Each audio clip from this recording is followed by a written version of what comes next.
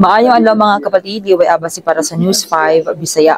Giaprobahan sa Senate Committee on Finance ang 625.78 billion pesos nga gisugyot nga pondo sa Department of Public Works and Highways para sa tuig 2026. Apil sa pag-aproba ang kondisyon nga kinahanglang isumite una sa ahensya ang gipangayong dokumento aron matubag ang mga proyekto nga adunay red flags. Misal sa DPWH Secretary Vince Dizon nga motunol ang ahensya og dugang detalye og dokumento sa Biyernes, Oktubre 31.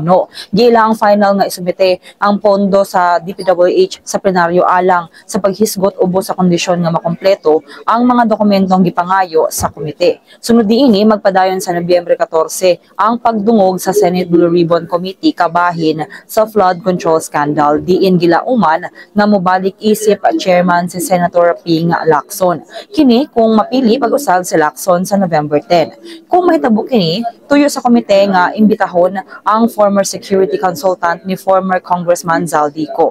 Kini sa mga atong update, magpadayon na sa pagbantay sa social media pages sa News 5 para sa uban pa mga balita o update.